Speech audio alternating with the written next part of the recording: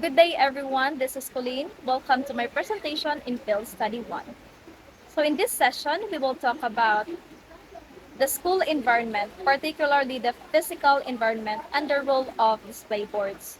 So, as FS1 students, it's important for us to understand how these aspects influence learning, motivation, and achievement. So, the school environment refers to the total atmosphere of the school.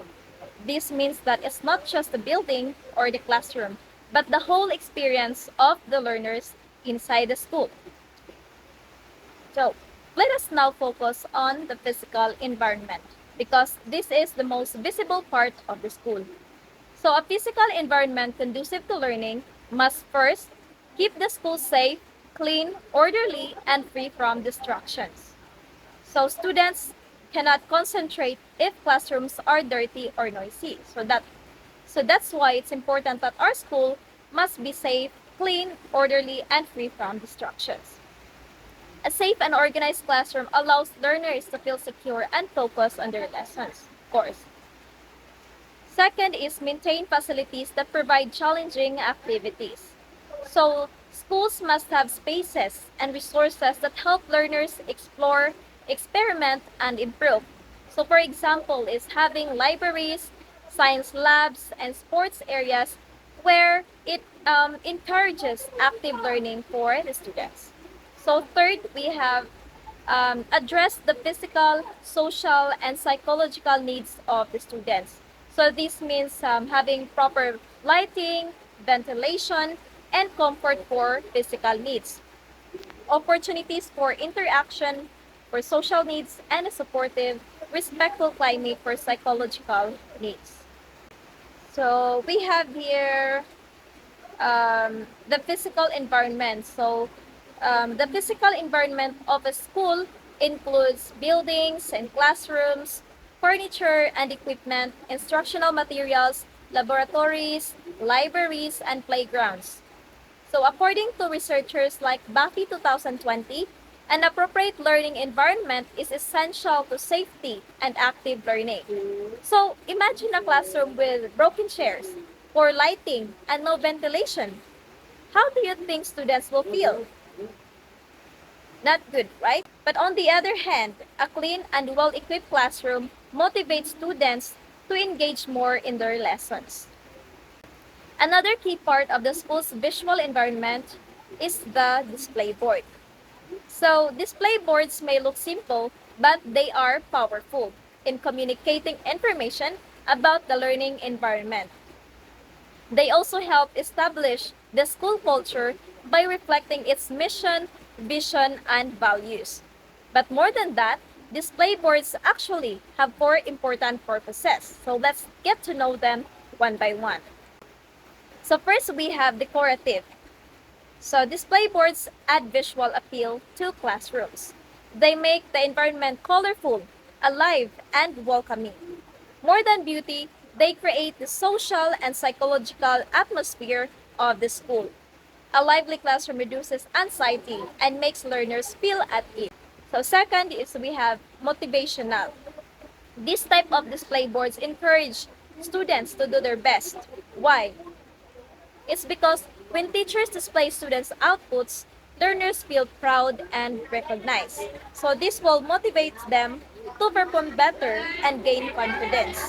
Because again, bulletin boards do not just display something, but it also celebrate growth and progress. Third, we have is the informational. So these kind of bulletin board or display boards serve as tools to quickly share important information like announcements, reminders, or schedules. They keep everyone updated without needing constant verbal reminders. So it's very convenient for students or teachers. So the last one we have is the instructional. Some boards are interactive and support teaching directly. So for example of this is math puzzles, vocabulary charts, or question prompts, which encourage learners to think, respond, and participate. So if we have this, of course, we also have the criteria in evaluating an effective or good display boards. So let's get to know them one by one. First, we have effective communication. So a bulletin board must communicate its message clearly because yeah, it's really important that our bulletin board is comprehensive for everyone. The students, teachers, or visitors should be able to understand the main idea at just one glance. So second is attractiveness. From the word attractive. A good bulletin board should catch the eye. Colors, pictures, and layout must be visually appealing. So it must be attractive. So remember, students are more likely to read and engage with a bulletin board if it looks interesting and inviting, which is very true. Even me myself, I would be interested if I see something that catch my eye, something colorful or something very appealing to look at. So it's really important that we have this as well for our bulletin boards. Third, we have is balance. Balance refers to the way elements are arranged. The board should not look too heavy on one side or too empty on the other. It must be balanced. Fourth is unity. This means that all parts of the bulletin board work together towards one theme or purpose. So for example of this is if your theme is all about environmental awareness, then the images, text, and colors should all connect to that ideas to make it not confusing for the teachers or the students. So the whole purpose of that is to avoid confusion and gives a strong impression. So fifth, we have interactivity. Interactivity makes a bulletin board more engaging. So instead of just being something to look at, students can participate maybe by adding stick notes, answering questions, or even posting their own work. This will turn the board into a learning tool, not just decoration. Six is legibility. So legibility means the text is easy to read. So it's very important that your text is not too small and not too big, like just the right size so it's easy to read. Font should be clear, the letters large enough to be seen even from a distance. And the color should contrast well with the background. Of course, if you have dark background, the colors must be light so it contrasts well with the background and the other way around. Seven is correctness. Correctness refers to accuracy. So the information posted must be correct, updated, and free from spelling or grammatical errors. Of course, because it's very important to do this. First is to make it easy to understand, and if there's like errors there, it won't only reflect to the teacher or someone who posted that, but to the whole school. So it's very important that the content is reliable. And finally, we have is durability. A good bulletin board should last for a reasonable amount of time.